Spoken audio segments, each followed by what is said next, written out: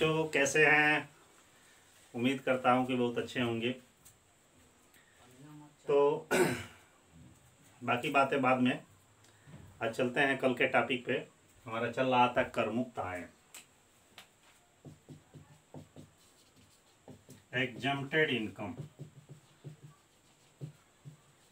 कर मुक्त आय। इसमें आप कल पढ़े कि सभी प्रकार के व्यक्तियों के लिए कौन कौन सी ऐसी आय होती हैं जो कर मुक्त होती हैं। तो 20 पॉइंट मैंने कल बताया था। तो आज का दूसरा स्टेप है, कल व्यक्ति के बारे में पढ़े थे, आज है सभी प्रकार की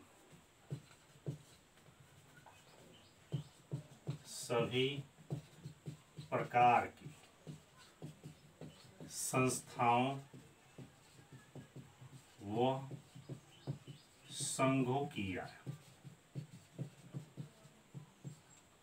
मतलब ध्यान दीजिएगा, संस्था और संघों की कौन कौन सी ऐसी आय होती हैं जो पूर्णतया कर से मुक्त होती है, यह हम जानेंगे।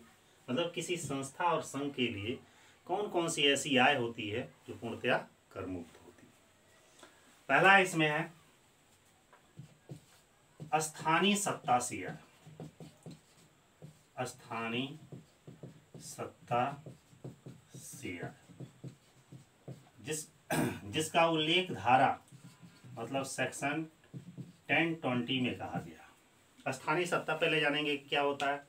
स्थानीय सत्ता का मतलब एक ऐसी संस्था जिसके अधीन नगर पालिका, नगर परिषद, नगर निगम आदि आते हैं और ये अपने क्षेत्रों में विकास कार्य करते हैं, जैसे सड़क, पुल, बिजली, साफ सफाई, और इसके बदले में वो कुछ कर की वसूली करते हैं, मतलब टैक्स वसूल करते हैं, जिसे नगर पालिका कर वगैरह भी कहा जाता है।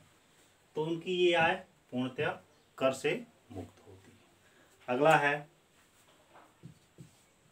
वैज्ञानिक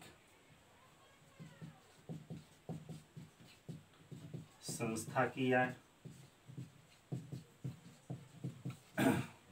इसका उल्लेख धारा 10-21 में कहा गया।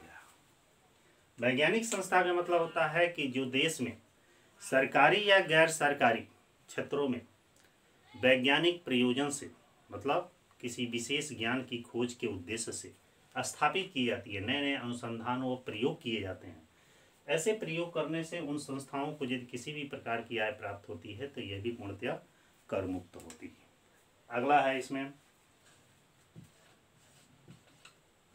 समाचार एजेंसियों की आय। समाचार एजेंसी की आय, इसका उल्लेख अंडर सेक्शन 1022 बी में कहा गया। समाचार एजेंसी का मतलब होता है, जानते ही हैं, समाचार पत्र पत्रिकाएं वाली संस्था है। Amar Ujala, Dainik Jagran, Hindustan times of India वगैरह वगैरह जितनी भी है, जो विभिन्न क्षेत्रों से न्यूज उठाती है और इन न्यूज को आपके पास जानकारी के लिए लिखित रूप में प्रस्तुत करती है, जिसे आप पढ़ते हैं। पढ़ने के लिए उसे खरीदना पड़ता है। तो ऐसी संस्थाओं को जो छोटी छोटी रकम प्राप्त होती है तो यह भी पूर्णतः कर मुक्त होती है। अगला अधिसूचित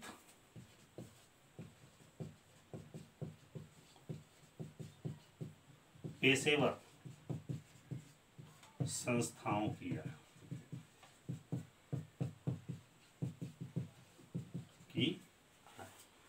इसका उल्लेख धारा 23A में कहा गया है।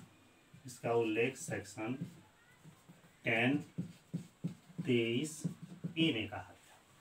अधिसूचित पेशेवर संस्था का मतलब होता है कि एक ऐसी पेशेवर संस्था को जानते ही होंगे, जैसे इंजीनियरिंग, कला, विज्ञान, साहित्य, आर्किटेक्ट, चार्टर्ड अकाउंटेंसी, ये पेशेवर संस्थाएं हैं। ऐसी संस्थाएं जो सरकार द्वारा मान्यता प्राप्त है, ऐसी संस्थाओं को भी कोई आय प्राप्त होती है तो वह भी पूर्णतः कर मुक्त होती है। अगला सेना के रेजिमेंट फंड से आय। इसका उल्लेख धारा 10(23)A में कहा गया, 10(23)A में कहा गया, सेना के रेजिमेंट फंड मतलब सेना के एक फंड होता है, कोष होता है, जिसमें विभिन्न प्रकार के लोग, चाहे वो सेना के ही लोग हों या बाहरी लोग, उस फंड में पैसा जमा करें। जैसे इस समय कोरोना काल में गवर्नमेंट का एक फंड बना है कि अपना योगदान जो चाहे जितना दे सकता है, उसी तरह सेना का भी रेजिमेंट फंड होता है, जो उसके सैनिकों की वेतन में से कुछ राशि कटती है और गवर्नमेंट भी देती है, कुछ जनता भी देती है। तो उस फंड से उस संस्था को जो आय प्राप्त होती है पूर्णतया कर मुक्त होती है। अगला है कर्मचारियों के कल्याण के लिए स्थापित फंड से आय, फंड से आय, इसका उल्लेख धारा 10(23)A में कहा गया। कर्मचारियों के कल्याण के लिए, उनके विकास के लिए, उनके विभिन्न प्रकार की सुविधाएं देने के लिए भी फंड आयोजित की जाती है, ताकि उन्हें किसी भी प्रकार की दिक्कत परेशानी आए तो उस समय उस फंड से उनकी भुगतान करके निपटाया जा सके। तो ऐसे फंड से जो आय प्राप्त होती है वो भी पूर्णतया कर मुक्त होती है। अगला भारतीय जीवन बीमा, भारतीय जीवन बीमा के कोष से है,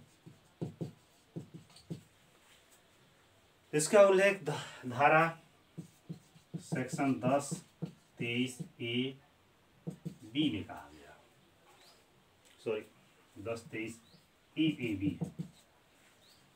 ठीक इसी प्रकार भारतीय जीवन बीमा में भी कोष होता है, जो हम बीमा कराते हैं और सर LIC को प्रीमियम पेड करते हैं, तो उस प्रीमियम की राशि जो जमा होती है वही गवर्नमेंट LIC के पास जमा होती है, और LIC को जो इनकम होती है उस इनकम का कुछ भाग उसके कोष में जमा किया जाता है, ताकि LIC से संबंधित कार्यों को सही ढंग से संचालित किया जा सके। तो ये भी पूर्णतया कर मुक्त होती है। अगला है खादी ग्रामोद्योग संघ से आय। देखे होंगे खादी ग्रामोद्योग संघ, खादी वाली संस्थाओं को कोई विशेष फायदा नहीं होता है, वो हमारी जो खादी है देश की संस्कृति है, धरोहर है, उसको बनाए रखने के लिए सरकार द्वारा या खादी ग्रामोद्योग संस्था द्वारा विभिन्न प्रकार के वस्त्रों को बनाया जाता है। देखते होंगे कि उस बहुत मामूली मार्जिन में उसको सेल किया जाता है। तो ऐसी संस्थाओं को वो केवल देश की संस्कृति को बनाए रखने के लिए, क्योंकि उस खादी ग्रामोद्योग की जो भी कपड़े वगैरह या वस्तुएं होती हैं काफ़ी थोड़ा सा कास्टली होती हैं, लेकिन वो उसमें प्योर होता है।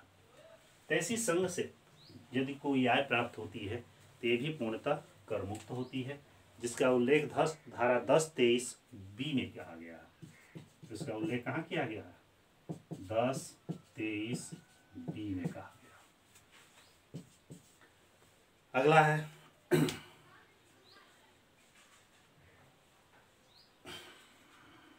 राष्ट्रीय कोष से आय, राष्ट्रीय कोष से आय, इसका उल्लेख धारा आपका 10(23)C में कहा गया है। 10(23)C राष्ट्रीय कोष का मतलब होता है कि देश पूरे नेशनल लेवल पर जो हमारे कोष स्थापित किए जाते हैं, जैसे प्रधानमंत्री राष्ट्रीय सहायता कोष, प्रधानमंत्री लोक कल्याण प्रोत्साहन कोष, प्रधानमंत्री छात्र सहायता कोष, इसी तरह मान लीजिए कोरोना काल आया है ये वाला कोष, ऐसे ऐसे बहुत सारे नेशनल लेवल के कोष स्थापित किए गए। इस कोष को भी यदि कोई आय प्राप्त होती है तो ये भी पूर्णतया कर मुक्त होती है। अगला, काफ़ी गर्मी है आज। सिक्किमी व्यक्ति की आय,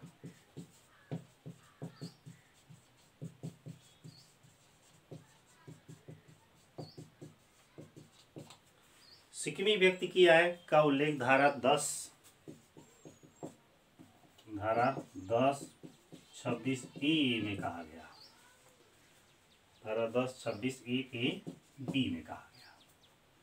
सिक्किमी व्यक्ति का मतलब होता है कि ऐसा व्यक्ति जो सिक्किम में निवास करता है। और सिक्किम में कब से निवास करता है? जो सिक्किम जनता अधिनियम 1961 के अंतर्गत 26 अप्रैल 1975 के पूर्व जिसका सिक्किम राज्य में नाम है, दर्ज है, मतलब वहाँ का निवासी है, वैसे व्यक्तियों की जो आय होती है ये भी पूर्णतया कर मुक्त होती है। अगला, कृषि उत्पादों की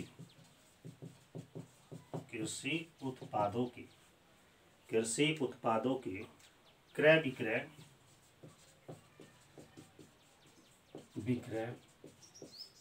समिति की आय। कृषि उत्पादों की क्रय विक्रय समिति से आय।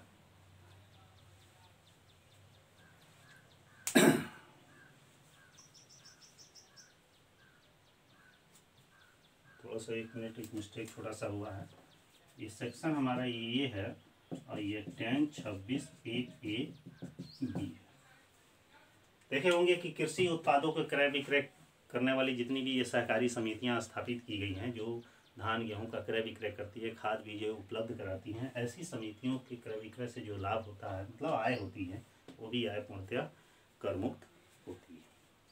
अगला है,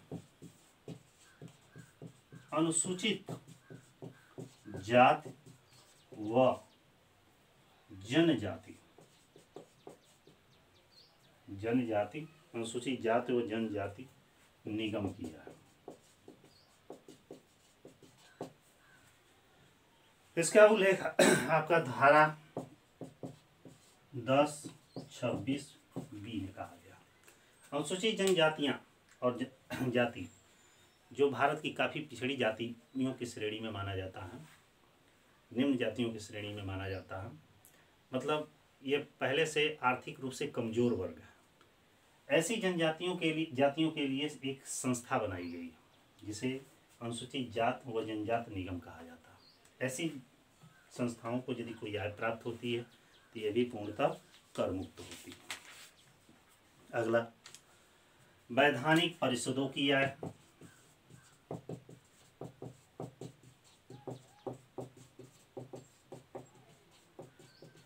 वैधानिक परिषद जिसका उल्लेख धारा सेक्शन 1029(a) में कहा गया। वैधानिक परिषद का मतलब यहाँ पे ये हुआ काफ़ी बोर्ड, रबड़ बोर्ड, चाय बोर्ड, तंबाकू बोर्ड, मसाला बोर्ड, ऐसे बोर्डों को वैधानिक परिषद कहा जाता है। ऐसे वैधानिक परिषदों की जो आय होती है ये भी पूर्णतया कर मुक्त होती है। और लास्ट एक और जान जाइए, राजनीतिक पार्टियों की आय। राजनीतिक पार्टी का उल्लेख धारा सेक्शन 13(a) में कहा गया। राजनीतिक पार्टी से तात्पर्य ऐसी पार्टी जो देश में राजनीतिक कार्यों में लिप्त है। ऐसी पार्टियों को जनता द्वारा या किसी व्यक्ति द्वारा या किसी संस्था के द्वारा जो सहयोग राशि प्राप्त होती है, तो वह सहयोग राशि खर्च करने के बाद यदि बचती है तो वह भी पूर्णतः कर मुक्त हो जाती है। तो कुल मिला के आपको सभी प्रकार के व्यक्ति और संघों की, मैंने कुछ प्रकार के व्यक्ति और संघों की आय के बारे में बताया कि किन किन संस्थाओं की आय पूर्णतः कर मुक्त होती है। तो जिसमें से आपको 14 बताए हैं, मतलब कुछ और भी है लेकिन मुख्य आपका यही है। इतने संघों की आय पूर्णतः कर मुक्त होती है। अगले वीडियो में आप जानेंगे कि अनिवासी करदाताओं के लिए कौन कौन सी आय होती है जो पूर्णतः कर मुक्त होती है। आज काफ़ी गर्मी वगैरह है, इस वजह से आगे वीडियो में नहीं बना पा रहा हूँ। नेक्स्ट वीडियो में फिर मिलेंगे, लेकिन वीडियो को थोड़ा मनोबल बढ़ाने के लिए आप लाइक सब्सक्राइब जरूर करते रहिए ताकि हमारा वीडियो प्रतिदिन बनता रहे। Okay, bye.